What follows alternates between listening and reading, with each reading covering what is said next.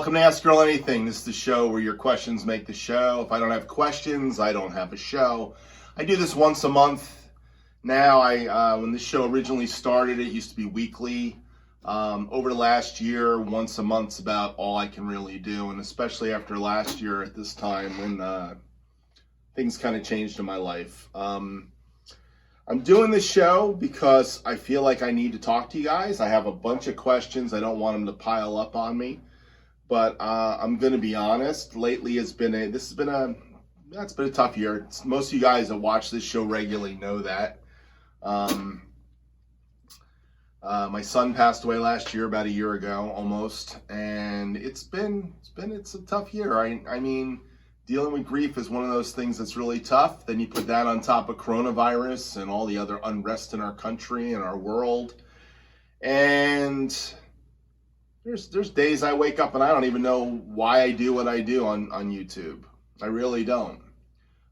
Most of you that watch my channel, that stumble onto my channel, you see me doing lots of covers. You think I have, like, must be my full-time job, the amount of covers I put out. But in actuality, it's not my full-time job. It's just something I do to let off steam and have fun. And music has been part of my life for the last 45 years. And when I started this channel over 3 years ago now, the goal of the channel was to give back to the drumming community. I've always wanted to give back to the drumming community, and that's been really what I do. I've been doing it in lots of different ways. One of the things I did back in the mid-2000s here in South Florida, I had a chapter of Drummers for Jesus in my studio. We met in West Palm Beach. I used to be the president of that chapter. So I've always done things to kind of gather drummers together. And in our world today, where YouTube and Instagram is so prevalent, and there's lots of drummers out there trying to vie for the space, it's actually not the peak time to be starting a drum cover channel anywhere on YouTube. I had a friend of mine in 2000, I guess it was 2010 or 11, right around the time that Drummers for Jesus ended. My friend Ken, he said to me, you should get a camera and start doing YouTube videos. And I wish I had started back then. I would be 10 years in and I'd probably be 1 million subscribers. But I didn't do that. I didn't have time either. I was quite busy at the time. My kids were finally starting to finish college and stuff and start to move into life, in significant ways. And family was more important than playing drum covers at that point. There was a lot of family things, a lot of stuff going on. And the music I did at churches and other things like that were the things that kept me going. And my day job was very busy. I did a lot of traveling. So with that said, I put the YouTube thing off till 2017. And that's when I really started doing YouTube in earnest and started goofing around with it. So those of you that are new to my channel and see all these drum covers coming out, and you see a lot of 70s covers, or you'll find a CCM cover once in a while, or you'll find me because I, talk about concert toms or Hal Blaine or, 5 most famous worship beats, whatever it is that drew you to my channel, and if you found your way here, just know that my journey on YouTube has been quite short still. It's only 3 years. And I do this just for fun. I do this for the fun of it. I've been a drummer for 45 years of my life. I'm going to be 60 the end of the month. And I've been playing drums for 45 years. I never stopped. So playing drums for me is like breathing. I love doing it. Now, am I the greatest drummer in the world? No, I'm not the greatest drummer in the world. Do I want to be the greatest drummer in the world? No. Have I seen the greatest drummer in the world? I don't know. I haven't seen a lot of guys that are great drummers. And the guys that I would think are great drummers are probably not the guys you think are great drummers. Because that's one of the things about drumming, is where it's very subjective what we believe is great drumming. But I've met a lot of exceptional drummers in this world, and I know a lot of you on YouTube are exceptional drummers too. So the greatest doesn't really matter. It's great drummers. I know a lot of great drummers, exceptional drummers, but the greatest, not so much. I don't know who the greatest is. So this show comes out of questions that come to the channel in my videos or at the last Ask Earl Anything.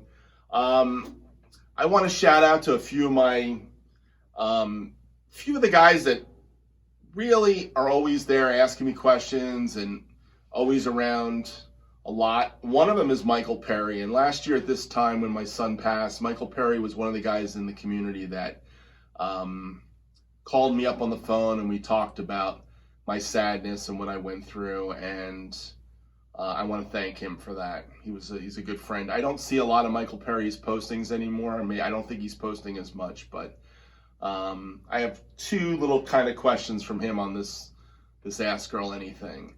But thank you, Michael, for being one of the faithful followers that kind of follows this show. A couple other guys that follow the show regularly, pretty much.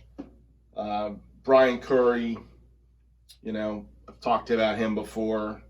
He always has questions. He's got a question this month. Rich Raw Dog. Rich has questions. He loves the question and answers. Trying to see who else I want to say anything about. Well, those are the people I really wanted to shout out to this month anyhow, and let you know about a little bit. Those three guys who have questions this month.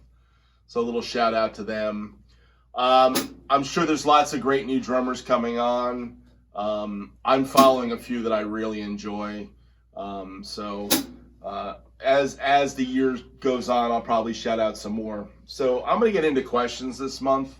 Couple other things. I want to shout out to a longtime friend, Mike Fasano.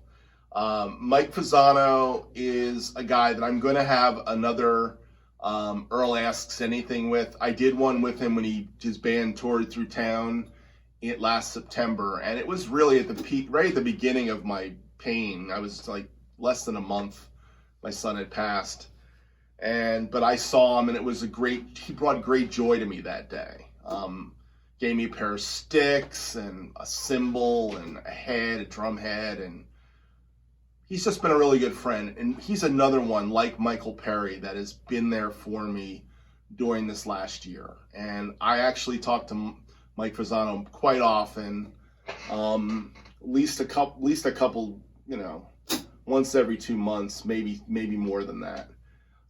Mike just did a great gig at the Baked Potato, and he lives in Los Angeles, Mike, and he's a drum tech, but he's also a drummer, and he got the opportunity to drum tech for Steve Gadd.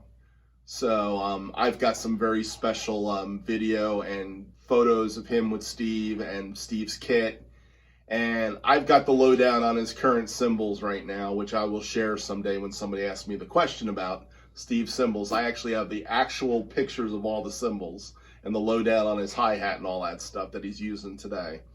And that's only because Mike Fasano was teching for him and he got to touch them all. So, and we had a great conversation about it. So I really want to thank Mike Fasano too. He's another guy I want to shout out to. He doesn't really do YouTube other than he watches this show once in a while. But I want to thank Mike for being there. He's been a good friend and he's been there for me. And that's really cool. That's the coolest thing, is when you have people that are there for you. So anyhow, let me start the show. I've got 5 questions today. The first question comes as one of the last questions from the last show from Michael Perry. And Michael said, thanks for answering my question in the last show. I have another question about floor tom legs. Why do floor tom legs go at a 45-degree angle before going to the ground? I mean, why aren't the floor tom legs straight to the ground versus being angled? Could it be for stabilization? Maybe for sound quality? Thanks. Well, Michael, here's my take on floor tom legs. Number one, I do think it's sound quality. I do think it's for stabilization. Both those things are part of it. Not all manufacturers make a 45 degree to the ground.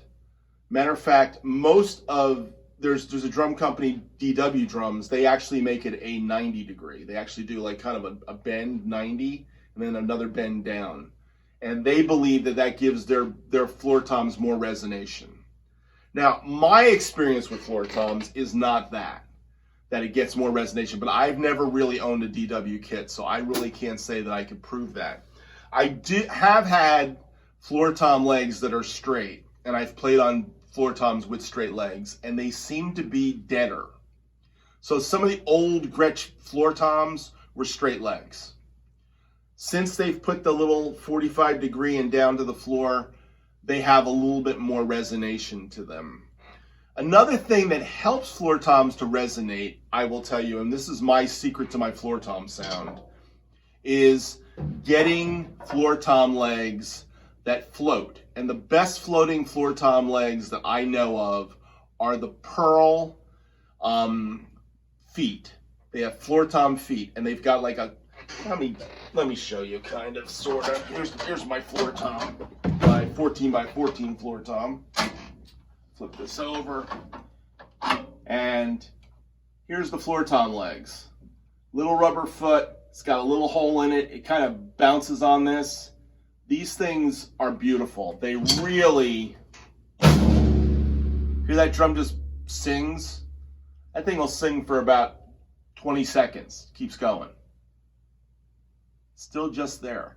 Microphone hears that sustain. And that's the thing you start to realize when you record, is that the microphone does hear the sustain. So I buy these for every set of floor tom legs I get. It's one of the first purchases I do for my kit. I find them to be extremely stable. So they really do stabilize the drum, and they give you that resonation. And I think they're well worth it, and they're like a $20 investment. So for me, that 20 bucks is well spent. So let me find the right spot for this again. I'm doing this thing with my floor toms, two sides. I did a cover recently. Actually, it was Georgie Porgy. Georgie Porgy got a lot of hits. I mean, not a lot of hits. I mean, right now it's only like almost 200 or something. I don't know, 175. But yeah, I use the floor tom over here. Da da da da da da da da da da da da. Boom, right here. Tune the head too. It's just barely tuned in right now. There we go, a little bit. It's usually one lug on my floor toms, maybe two. That's where all my tone comes from. Those are the lugs where I get that tone from. So I've been playing it pretty hard lately. Anyhow, sounds better. Anyhow, that's the answer to the question, Michael. Stabilization is part of it. I think it's also resonation. So, a couple thoughts about floor tom legs. Thanks for the question. Appreciate it. The next question comes from Rich Raw Dog. Rich said, I want to get to the right spot. Earl, 52 cymbals. Here's the question. I found it. It took me a while. It's a pretty big paragraph. Earl, 52 cymbals. What have you found is the best way to store them when you're not playing them so they don't get warped or damaged? I've seen others with racks, but I don't have space for cymbal shelves. If you don't have a rack, and I have a place where I keep my cymbals, but I don't know if that's the best way to keep cymbals. Because truthfully, like, I lean them up against the wall. I lean them up against other drums all the time. My edges get dinged. I'm not Mr. Perfectionist about anything. Matter of fact, I can feel a little dinger there. Probably it comes from being on this darn garage I'm in. You know what I mean? But I would say if you have a shelf you can stack them on, might be a way to do it, but they're harder to get to. And I built, have this basically like you would see in a Guitar Center, where you actually have like, it stands up like this and they're like a shelf. The other thing you can do is buy some cheap cases, depending on how many cymbals you got. I mean, I have 4 or 5 cymbal bags. Now, my cymbal bags are pretty worn out. I've had it, this is 45 years, so I've got a couple cymbal bags that the bottom's worn out, but there's no reason why you can't stick a bunch of cymbals together in a cymbal bag and just keep it off to the side somewhere, an old cymbal bag that you're not going to carry anywhere. If it's staying in the room, you know, staying in your house, then having an old cymbal bag is a great place to store a bunch of cymbals. So you can even break them up. These are my Sabians, these are my Pisces, these are my Zildjians, that kind of thing. Or these are crash cymbals, these are ride cymbals, these are hi-hats, whatever you want to do. But yeah, I have a shelving system off to my right over here. And on the bottom, I have China cymbals, ride cymbals, crash cymbals, splash cymbals, and hi-hats. And that's where I keep most of my cymbals. I don't know if I'm doing them any justice, though, to be honest. That's another question. And when I'm using one and then I take it down, sometimes I just lean against the wall. So sorry about that, Rich. I don't think I'm the guy to ask for that question. Sorry about that one. Brian Corey asks, hey Earl, for the next Ask Earl Anything, can you do a review of Peisty 15-inch giant beats? I'm pretty sure I've seen you play them in some of your videos. I love the 505s. I haven't heard people's reaction to the Giants beats, especially since they don't make a sound edge. Well, Brian, they do make a sound edge custom order. I know a couple. I know Portsmouth, New Hampshire, Drum Center, Portsmouth, New Hampshire had some of the sound edge 15-inch hats they were selling. I did not buy one of them, one of the sets. They were expensive. Matter of fact, I have had a set of sound edge sound edge hi-hats. They were a set of 602s, 14-inch. I wish I kept that bottom. I wish I hadn't gotten rid of that set of hats, to be honest. There was a little crack on the bell, and I sold the set of hats to some guy, and I wish I kept the set, but I didn't. Now, believe it or not, I like my 505s a lot. These are the 505s. They got a little bit of sizzle to them. The 505s were like the, you know, the stepbrothers to they're poor man 2002s. That's what we call them. Poor man 2002s back in the 80s, late 70s, and believe it or not, some of the 505s sound better than the 2002s. But I've really grown to really like the 2002s. I got this 16-inch 2002 Crash that I really love. And I'd like to get an 18. Jeff Holden's got an 18. I'd love to have one of those. I have a 20-inch 505. This is the Giant Beats. So I don't know. The Giant Beat hats are a little bit chunkier, a little more chocolatey. I'm stealing Vinnie Colaiuta lines, by the way. They're a little bit chunkier. They're a little bit darker because they're a little bit bigger. Bigger equates to darker somehow. They're a little bit more rock. You know, they're the bottom thing, but they're not sound edge. And they sound nice. I like them. I used to use them a lot. But if you're playing 70s style music, a lot of times you want a little more cut to it, and they don't work unless you're playing the rock stuff. If you're doing like Bonham, you're doing Van Halen, you're doing, whatchamacallit, Ian Pace's band, Deep Purple. The 15s really work. For the rock stuff, they work really well. Some of the big ballad stuff, I like the 15s for too. If you're looking for a little bit funkier, quicker sound, the 505s work a little bit better for that. So, but I'm happy I have a set of 505s. I think they're great hi-hats. I have a bunch of great hi-hats. I got 505s. I've got the Giant Beats. I've got a set of Rude hi-hats, Peisty Land. I got a set of 13-inch Sabian regular hats, and I've got basically a flat hat bottom 13-inch that goes with it. So that's kind of giving me a different sound. And then I got a set of 14-inch New Beats from the 70s, and I've got a set of 14-inch Coropes right now.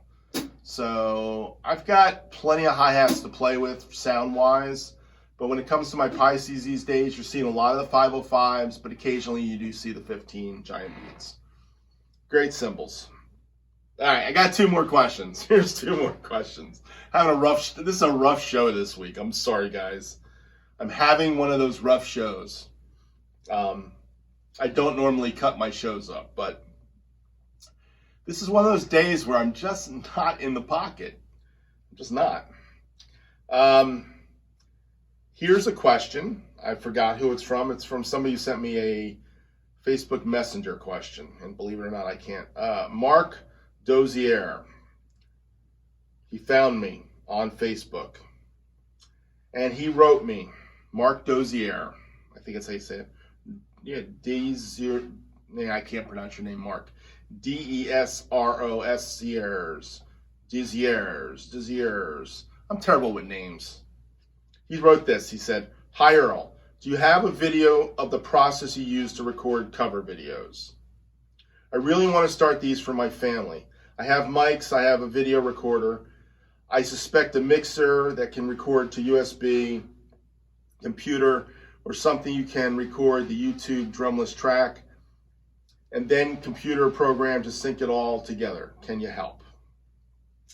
So I said I would answer this and ask Earl anything. Mark. Okay, here's the first part of the question, okay? Yes, you can do it any different way you want to do it. I have friends that do YouTube videos where they play through speakers and they play along to it and they record it with their camera mic. Is it the best audio quality, or are those the videos I like to listen to the most? Probably not. But there are guys that do it and they do it well. One of my friends, Adam, AR drummer, he's been using a Zoom camera and getting great sounds with 2 mics at one point. I think now he's added a couple more mics to it. So, I mean, there's so much you can do. It's all up to your creativity and your ears. Do you have to have a DAW like Logic, a great mixing board, USB interface or Firewire interface like I have, which is my Presonus 24x4x2? Do you need to have that? No. Does it help to have a recording studio? Yeah, it does. That's why I have it. I have a recording studio. I've been doing recording studio for 20 years. So having the mics and getting a studio quality drum sound has been something I've been going for 20 years. I've done albums here. I've done songs that are played on Spotify. They're available on iTunes and CD Baby. I mean, I'm on like 16 albums. So it's not like I haven't played on albums. And a lot of them have been done in this room. A lot of the work I've done has been done in this room. So having a great setup helps me to get a great sound. But you don't need to do that to start YouTube. The real problem with most home studio enthusiasts is they get stuck buying gear and spending money on gear, and then they have to learn it, and they never learn it, and then they never use the gear. So you spend thousands of dollars on nothing. The key is to learn how to use it first. So work on doing things up to your limitations and then keep improving. That would be my suggestion for anybody getting into this. Now, it is so easy to get something like Reaper for free and get an audio interface for a couple $100, and all of a sudden a drum mic kit, and all of a sudden you've got yourself a halfway decent setup to start with. But to get the videos to sound like my videos sound comes from years of doing it. Guys, a lot of guys ask me questions like, how do you get that sound? How do you get it to mix the way you do? Well, first off, I'm using Drumless Tracks a lot of times. Even if I'm not using a Drumless track, I hear certain frequencies I can pull out and put my drums in to cover up over that. I mean, there's a lot of things you can do to make things sound better. That comes with time and with using your ear and having a good set of studio monitors and knowing how plugins affect things like EQ and compression and reverb, and how to mix things together, how to get things to balance out on both ears, both sides. That takes ears and practice. So buying gear doesn't give you ears and practice, unfortunately. Buying gear gets you gear. Does that make sense? So one of the things I learned when building my first recording studio was you need gear to have a recording studio. That sounds like that makes a lot of sense, doesn't it? If you don't have gear, you don't have a recording studio. Well, my first recording studio was in New Jersey, and for 5 years, it sat pretty much vacant because I couldn't afford the gear. I had drums. I built walls like I have in here. I built walls, but I couldn't finish it. I didn't finish the walls. And right before we moved to Florida, I finished the walls, put the doors up, painted the walls, and then I bought some gear. A little mixer and an ADAT and some microphones. And some of those original microphones are still here, like my SM57.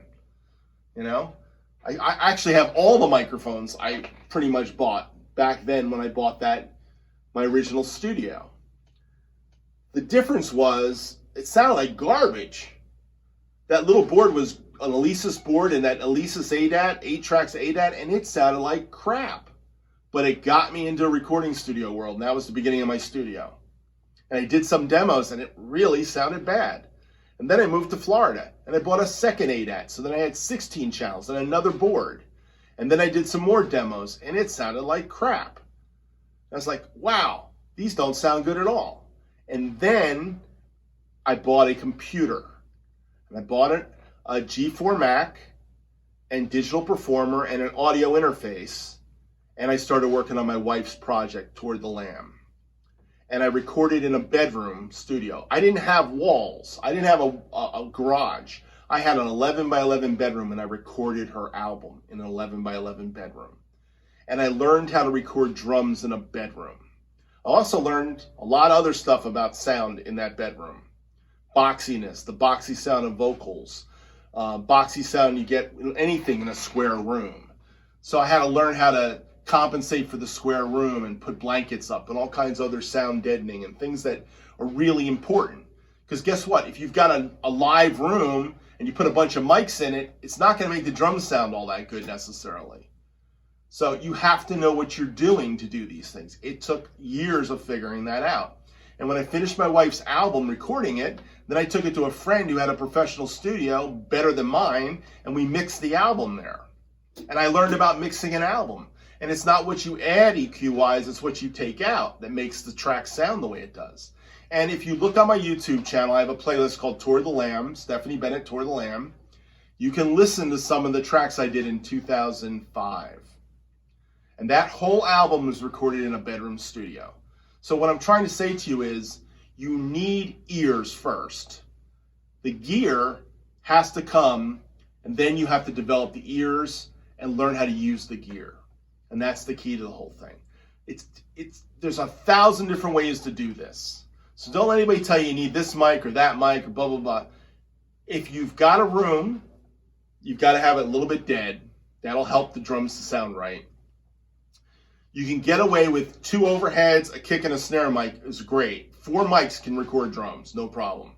Matter of fact, I have some covers that I've done with my small kit over on this side of the room with what I did with 4 mics. Matter of fact, one of my most famous drum covers, actually I think it's my #1 drum cover, is a song by the Zombies called Time of the Season.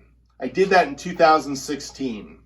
I was with a band called the Swigs at the time, and the Swigs, we were doing that song. They wanted to do that song, and I made a drum cover of it. And I'm going over top of the real drums. I didn't have Drumless Tracks.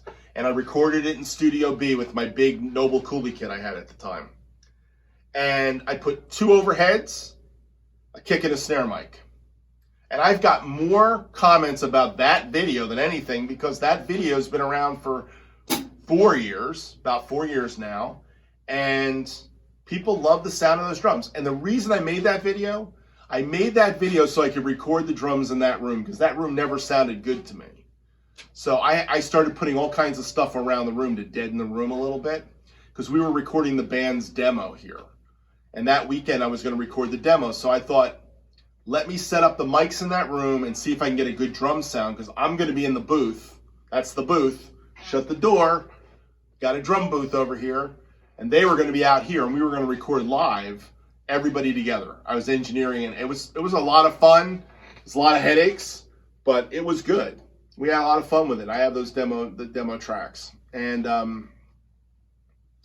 long and the short of it was I made that video as a test video to see how the drums would sound out there.